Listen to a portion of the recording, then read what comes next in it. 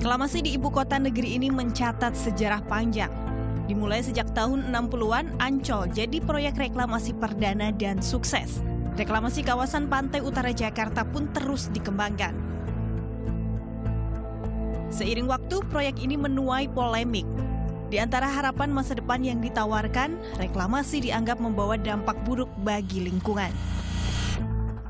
Mereka salah satunya, para nelayan.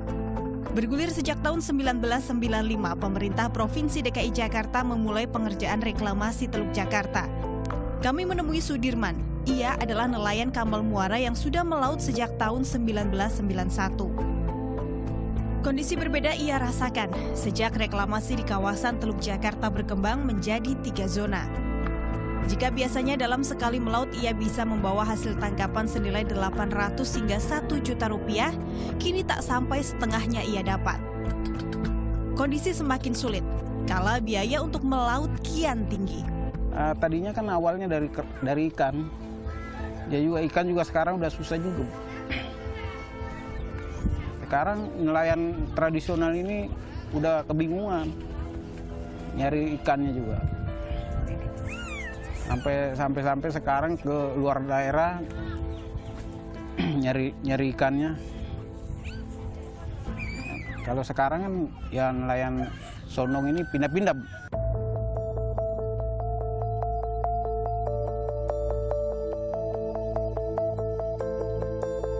Tak jauh berbeda, kami mendapat cerita yang sama dari Taryubi, seorang nelayan dari Muara Angke, Jakarta Utara. Menurutnya, 20 tahun lalu ia bisa mendapat tangkapan hampir 2 ton tiap kali melaut. Kini mendapat 3 hingga 4 kuintal saja sudah ia syukuri.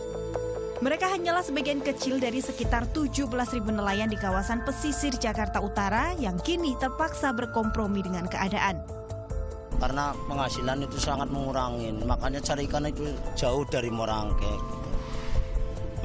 Sampai ke Pulau Lancang aja 4 jam menuju ke Pulau Lancang. Soalnya di sini banyak pulau sih, pulau-pulau baru yang dibikin itu. Jadi penghasilan nelayan itu mengurangi.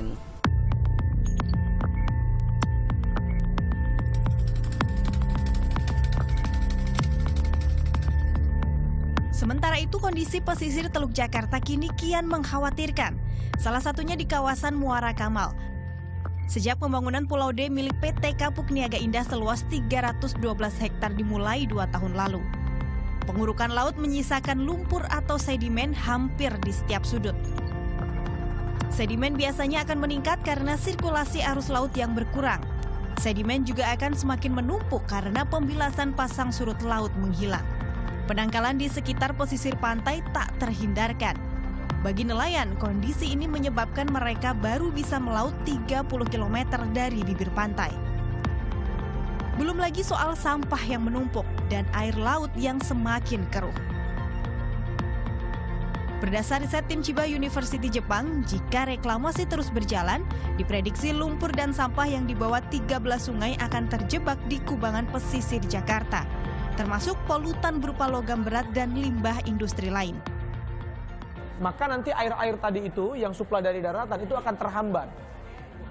Demikian juga dalam kaitan dengan proses pengadukan yang ada di Teluk Jakarta sendiri itu akan mengalami perubahan pola yang pada akhirnya itu menyebabkan penurunan proses oksigenasi juga akan buruk di Teluk Jakarta.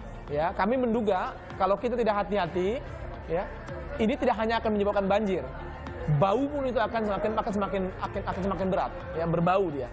Karena sedimentasinya akan mengalami penumpukan yang akut.